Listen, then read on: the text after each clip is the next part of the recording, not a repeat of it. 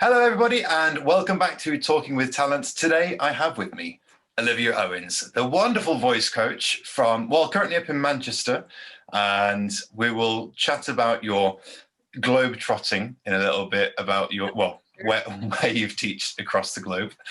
But I think first and foremost, as I do with everybody, it's always fascinating to hear where it all began.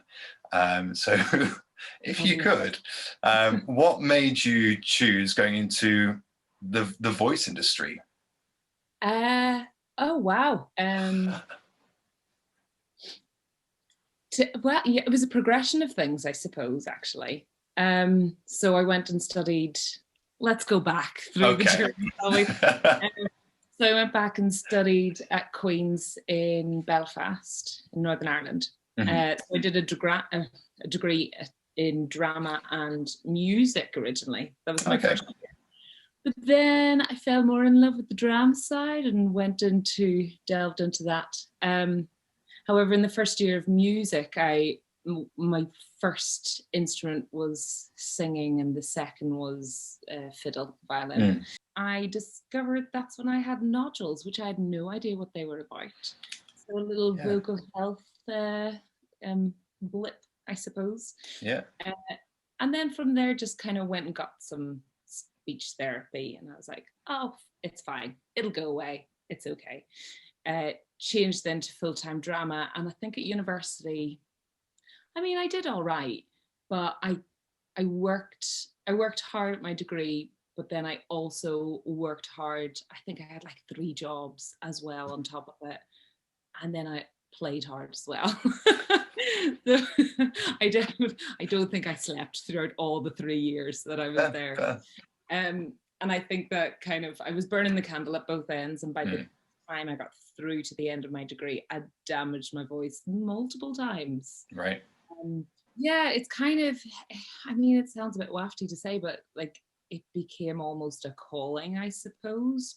But it was through trial and error of what I was doing, trying to figure out my life, as you do.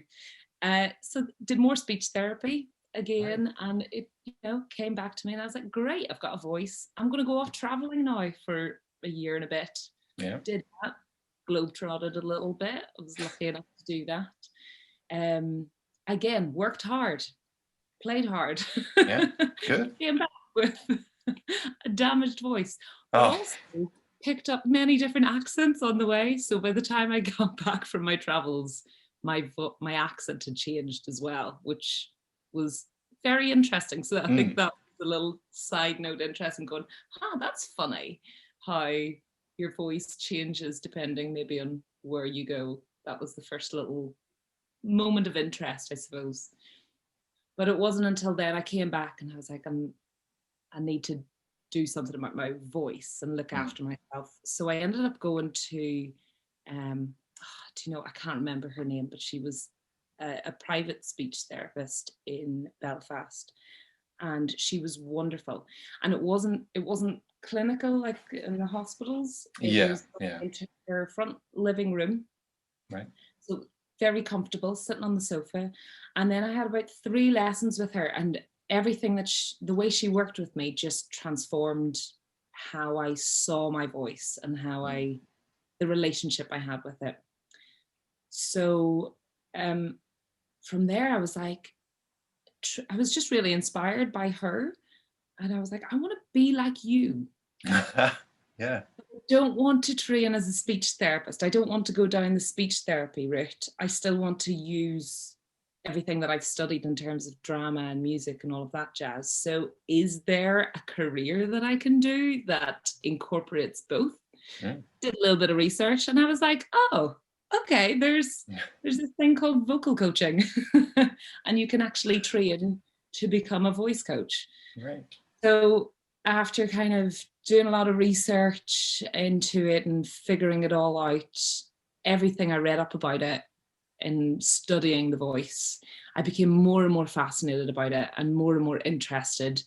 And it was just constant, like the new waves of information coming at me. And it just ignited something within me that I was really passionate about. And then through that, went through audition processes to try and get into voice courses. And I got into the wonderful BSA, it was known at the time, Birmingham School of Acting. Mm-hmm. I think it's the Royal Conservatoire of Birmingham at the minute, I can't remember. Yeah. They've changed their name, I think. We'll put it up there, it's all right. Yeah. So I went there to do my master's in voice, and it was 1 year. It was very intense. Yeah. Very intense, but it definitely a life-changing shift for me.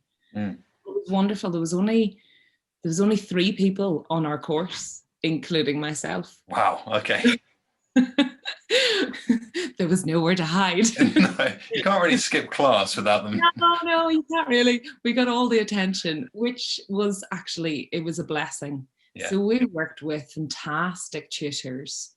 And then from there, we just, I graduated from there, and then has since developed my craft.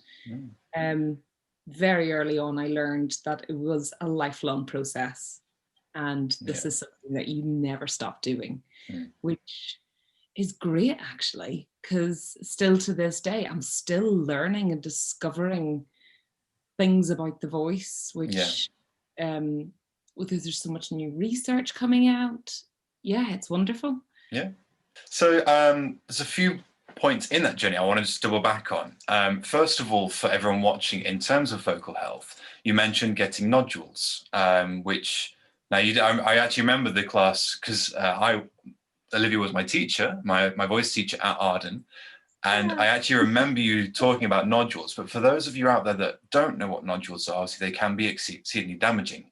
So are there signs that you might notice yourself that you might have nodules?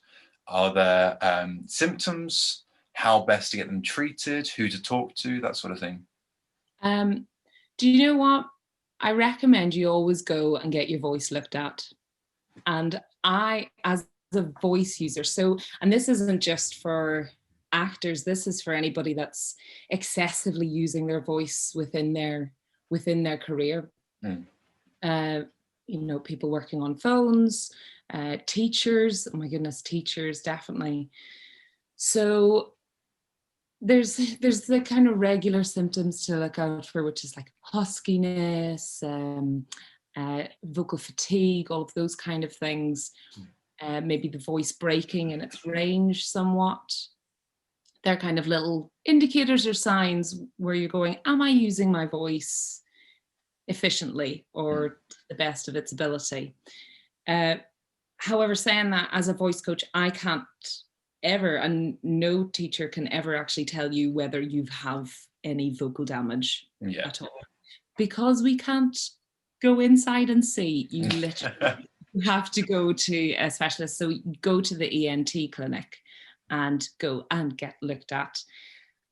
And then seeing if there's a diagnosis for, if you've got nodules, then you follow through their process of going to a speech therapist and work with your speech therapist.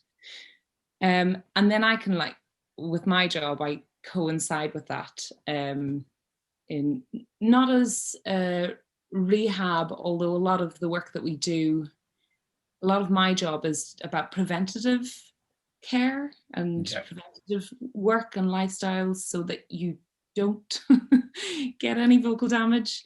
However, a lot of it coincides with what you would do in rehabilitation of your voice. Yeah. But definitely go see a specialist.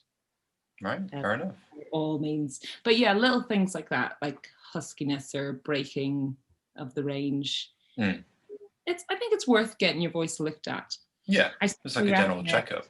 Yeah, I recommend to all my students. So I teach in drama degrees. And in their first year, I always say, listen, if you get the chance, try and get yourself referred to an ENT specialist just to get it looked at. And it was actually advice given to me by a speech therapist that I had once I had recovered. Mm-hmm. To kind of go, this is what your voice looks like now in its healthy state. So clock in how you feel in your life, what your lifestyle's like, all of those different things, and know what that feels like for you. So then if ever you go off that, Yeah. you kind of clock at yourself and you go, maybe something's up. I just had this wave of paranoia being like, oh, everything Olivia taught me, am I doing it right now? Is she like, oh, he's not been doing his exercises? Really panicking. But no, I also get the wonder, I think, that you said about discovering all this stuff and being like, oh my, this is fascinating. Because I think actually going around all the drama schools when I was 18 and doing the open days and the auditions, Arden was actually the one that stood out as most interesting to me, because I remember walking in and seeing, I didn't know it at the time, but I've forgotten the name of them. The language, phonetics, there it is. I remember seeing the phonetic symbols on the board and it was another language. And I was like, what are they teaching here? And I remember the whoever it was that was showing me around Arden, he was like, oh, that's phonetics. I was like, oh, that's fantastic. And obviously other schools, of course, teach voice, but I'd not seen the voice classroom, or if I had seen the voice classroom, clearly I don't remember it. And it was just like, oh yeah, that's voice. And it was almost, yeah, you do that at some point. But with Arden, it was like, no, this is one of your main classes. Now, again, that's just my experience going there. I'm sure anyone who went to the drama schools, you had a wonderful time in voice. But yeah, that's actually the thing that made me go, Arden's now at the top of my list because of the voice room. That's cool. And then so much of what you all taught, like I actually explaining to someone the other day about how how a lot of accents developed from their terrain. And I remember the class you taught about that, on how the Yorkshire accent became really elongated vowels because of it traveling over the hills. Oh yes. Is that right? That's right, yeah. No, I mean it's a thought, isn't it? It's a way in. Yeah. Yeah, certainly in terms of the landscape and how it can affect your voice and the accent that comes out of it. Yeah. So I've just I was furloughed there, whole, that whole COVID thing that's happening. Yeah. I think it's done. Is it done? Yeah, I'm not sure. So for this past few months, I was furloughed for a while, which is kind of a bit of a blessing in disguise. I didn't realize that I needed actually a bit of time to stop as well. It's a hard lesson I seem to learn, like burning the candles at both ends. I'm kind of just used to doing it. But after having a little moment to kind of gather myself, I went and did this amazing course, so a little bit of CPD. I think constant continual professional development is super important, especially for our kind of industry, like working in the arts. You're just constantly evolving and creating and learning new things. And in terms of voice, there's more and more research coming through. So I did this course on vocal health education, and it was a vocal health first aid training. Now they're offering this. Wow. It's incredible. It's really, really useful. They've designed it during the whole COVID time, really, or like released it during this time where you can go online and do it in your own time, I suppose. And it's definitely worth it. That's cool. It's shifted and helped rethink how I'm actually working with people as well. So big up to those guys. I think Ginevra and Stephen, who are the people who are running that course. But again, it's inspiring because you go, well, I've learned that little bit more. I knew some of the stuff, but now I know a little bit more. And now I want to know a little bit more, start to expand a little bit more on the all voce. Yeah. Yeah. So a question that I actually came up with this morning because I was dying to know the answer to this, actually. Obviously, you go through a lot of warm-ups and you teach a lot of warm-ups and vocal exercises. Are there any, it's a two-part question. What, A, is your favorite warm-up to do? But then B, the funniest side of it, are there any exercises that you put to people just to watch them do it and go, and just sit there and giggle inside? I think that's one of the joys of leading a group of people. Mm-hmm. I realized it might have even been with your year, to be honest. It might have only dawned on me at that point that I was like, oh my God, I could say absolutely anything. And people do it, the power. And I know it's ridiculous. I do believe it might have been, was it your year that I made everybody turn into a little teapot at one point? No? That rings a bell. That rings a bell. Because it definitely, that thought occurred to me during a session. This is like guilty secrets of a teacher. Yeah, I was leading a warm up and I was like going, oh yeah, I'm getting them to move their arms. Okay, great. And they're doing that. And then I was like, oh, if I just get them to put their hand on their hip and their other hand out like this, and if I get them to tip over and pour out, oh, it's like they're a teapot. And it's, yes, it's the little joys. So I've been doing that every day since that class. Wake up in the morning. And teapot. Hey, actually, it gets the body moving. And my favorite hashtag of this past summer has been movement is medicine. So I've actually never seen that hashtag. I bet this will be hashtag movement is medicine. Maybe it's not an actual official hashtag. Did you make it up? No, I definitely was taught that. But yeah, it's a good one. It is a good, if in doubt, move. And I actually think that is probably the best thing that you can do for your voice. If you ever feel stuck physically, emotionally, mentally, all the words ending in "ally," just move your body. So something to think about in terms of voice work, and a specific exercise. I'm not going to be so specific. I'd say just move, because your voice comes from your body. Yes, yeah. So that relationship of them being completely connected, you can't do one without the other, really. So fundamentally, that's the kind of best exercise I would ever get people to do, is just moving their body. Now incorporate some breathing with that and you're flying. There it is.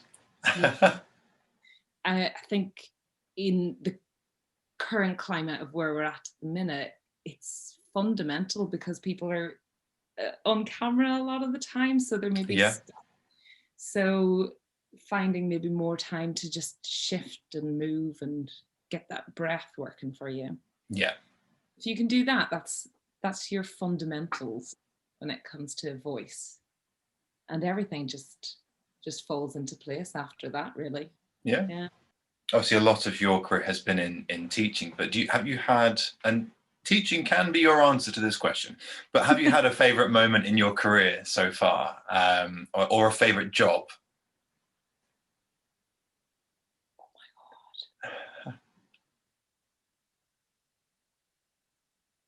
Oh my God. God, you flummoxed me there. I don't think I have a favorite. It's a culmination of moments, I suppose. There's not just one favorite thing, because at this stage of my career, I've worked with quite a few people now. Yeah. And long may that continue, and I work with a lot more in the future.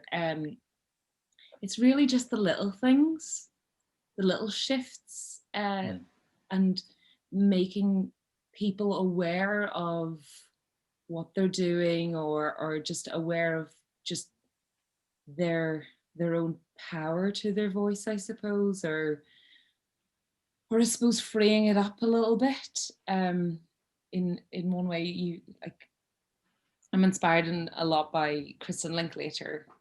So she was a teacher of mine, and I do really enjoy that idea of freeing your voice, but also it's a way of freeing yourself. So whenever you see somebody transform just by you working them through an exercise or something like that, and they have a little light bulb moment, I just think they're my favorite moments.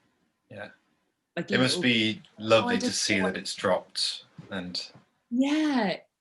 And the thing about voice work is, I kind of say it's a bit of a slow burner. You have to commit to it, and just give yourself over to the work. Like anything really, just to get the full benefit from it. Yeah. But yeah, they're my favorite moments.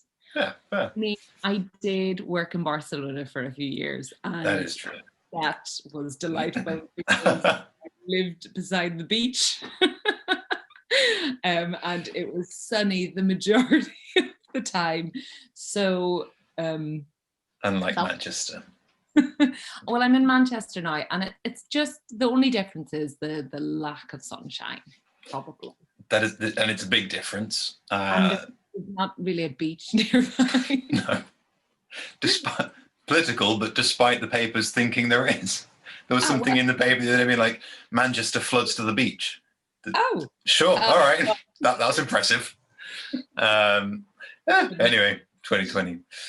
We have to get something about 2020 in every episode, so that was the drop. Right, okay. Something I ask everyone as well is, do you have any inspirations? Like, a lot of the time, I'd say this to actors, and is there a certain film that gets that sort of motivation back? Do you have something like that for your line of career, or does it do the same? Do you watch a film and you get back, you get reinvigorated to go and attack the industry again? Yeah, I suppose. I think one of my biggest mentors of this past few years was Kristen Linklater. Wonderful teacher, really, and I've learned so much from her.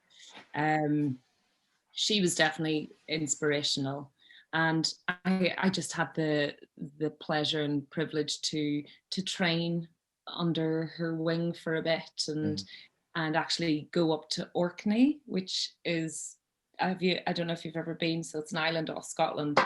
Okay. Oh, it's just gorgeous. It's almost like going on a retreat in a way. Taking some time out to find oneself. But yes. It's a great place to kind of just go and get away and breathe better. So she was definitely influential. I mean, when we did our masters at Birmingham, we were so lucky to work with lots of great voice people. Like Cis Berry, I know that Cicely Berry, you did a workshop with her as well. Yes, yeah. As did I. I think we got her in a couple of times, and she was fantastic. She's amazing. Amazing little woman. Like this little bubble of energy that was in the room, and I think that was inspiring as well in terms of going forward, because at that time I didn't know that I would go into teaching voice full time. In fact, after I did my masters, I wasn't sure what I was going to do with it. I didn't know whether to just go down the coaching route or the teaching. But I think I've taken on from those mentors and kind of gone, right, I just want to be in the room with the people, be present, be kind of energetic, and at least if students can leave my room learning at least one thing, then I've done something. Yeah, absolutely.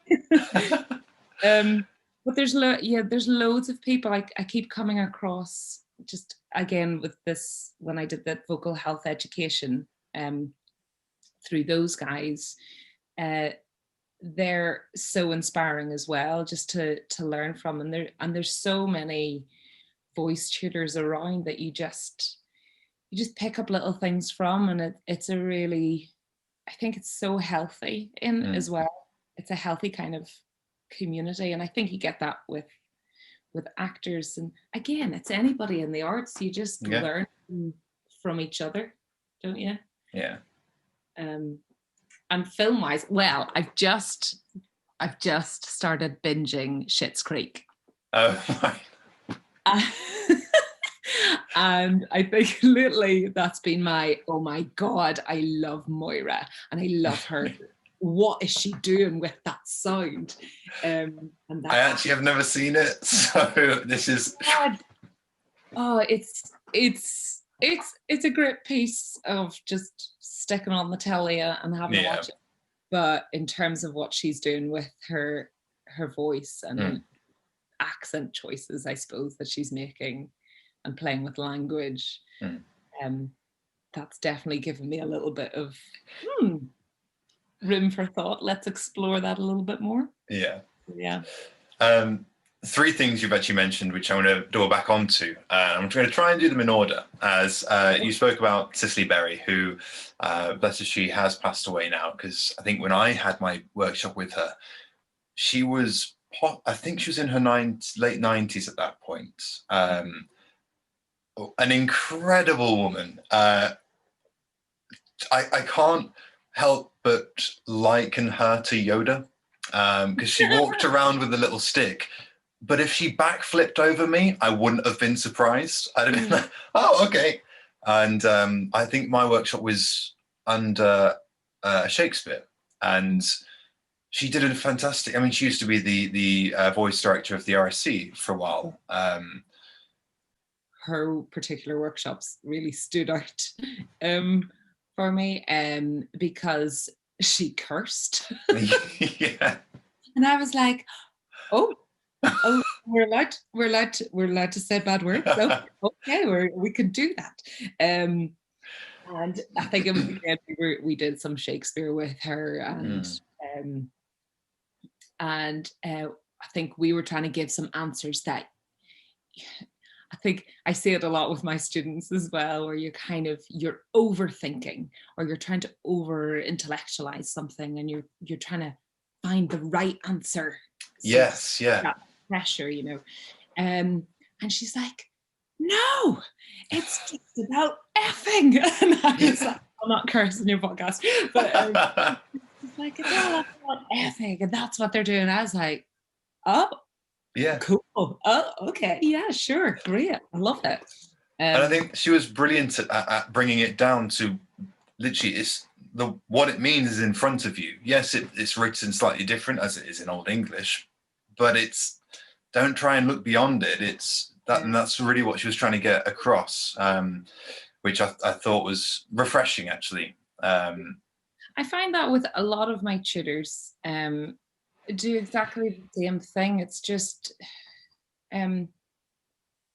ultimately it's about getting you connected to what it is that you're saying. And once you've got that, then you don't need to add on anything else. You've got that.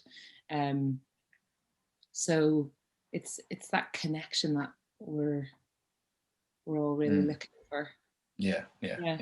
How was the difference? Because was it an international school, or was it a Spanish speaking school? Do you speak Spanish? Muy bien. That's it. Cerveza, por favor. That's all you really need to know. No, honestly, I did try my best at picking up the old Espanol. Although technically speaking, Catalan.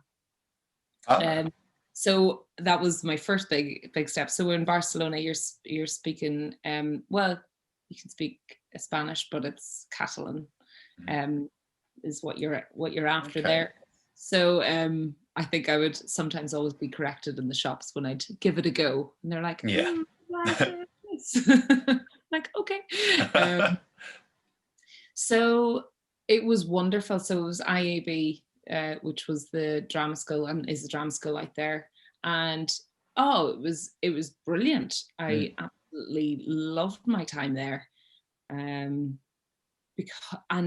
Because it presented so many challenges for me, which was we had like 45 different nationalities within a little bubble, maybe 200 odd people or whatever, and you've such a mix even within one room in a class of maybe 16 people.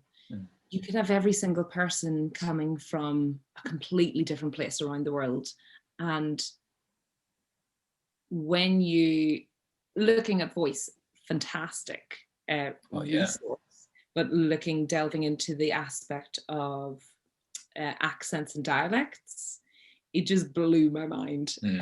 And I learned so much from working there and working with those people. They were just incredible. It was a great experience. Sad to I'm not sad to have left. I made the decision myself to come back here. But learned loads, and I think that's one thing that I keep discovering about the world of teaching, is that I am learning so much from the people that come into my room, which is why I really love my job. I really love it because every single person is unique and different, and I always love the analogy of your voice being like a thumbprint. So every single person's voice is so unique and so different. So even though we may do the same kind of, every person might go through the same exercise, depending on how they are in the context of what they're coming into the room with, they may experience that exercise entirely differently, and get something out of it that somebody else may not get something out of. So it's constantly learning. It's constantly discovering. I think it's fascinating. Being now down in London, I get all the time that I'm Northern, and not just because I'm from the Midlands. They go, "Oh, you've got like a Manchester twang, or like a Yorkshire or Lancashire twang," and I don't hear it until I say one word, which is like "no," oh, there it is, no, there it is. But I was on set, and the makeup assistant, there we go. She was like, "Oh, you've got a Northern twang." Oh, okay. And I hadn't been in London that long at that point. But it's fascinating that I've picked that up after 5 years in Manchester and then down here. And it is, I'm surprised you haven't got a Barcelona twang, but it's... I worked on it for a while. But like I say, there was it became like this melting pot of accents within that actual space itself. You're picking up all sorts. Definitely my voice or my accent afterwards certainly shifted, and it changes who you talk to. Like, depending on who you talk to, you can pick up little things that they say and put it into your own speech as well. I have just spent this past 2 years working in Edinburgh as well, so I've tried to adopt a bit of a Scottish twang now to my accent, and now I'm trying to get a little bit of the Manchester. I think I just like to go around the world, kind of go, have a little bit of this, please. That'd be nice. But it's funny. Everyone has an accent, even though people may not recognize that they have an accent. You do, and it's a wonderful thing. Your sort of go-to exercise, just a one exercise to warm up the mouth or vocal cords, what would you suggest for them to go? That's it. To kind of get everything going, just move around your room, have a bit of a stretch and a yawn. Sorry, I'm giving you loads of exercises. You stretch, but combine it in one. bit of a stretch, bit of a yawn's really good for you, and the good old lip trill. All right. Which is great, which is just a little loosening of the lips, essentially. Now, if you can't do that, I'll give you a little top tip. If you bring your fingers lightly to your cheeks or just to the very corner of your lips, really lightly, don't press too hard. It will help kind of focus. I do remember doing that. Some people in our class doing that at some point. Yeah, it was just because some people really struggle initially with making that sound or on their voice, and with getting everything kind of moving around there. So just lightly placing the fingers here is a nice little sort of focusing point. Yeah. Fantastic. But anyway, I hope everyone has enjoyed that. Olivia does do private tuition, tends to be on the weekends and in the evenings. So if you are looking for a voice coach or some tuition, get in touch. The handles will be above, and you can look into getting some training with Olivia. And if you fancy, look at Arden School of Theatre, as Olivia is now the voice coach there again. After moving back from Barcelona. But thank you so much for joining me today. And congratulations on your recent marriage as well. Yes, that old thing. That old thing. Thank you. And yes, thank you very much again. Everyone out there, stay safe and stay creative, and we'll see you next time.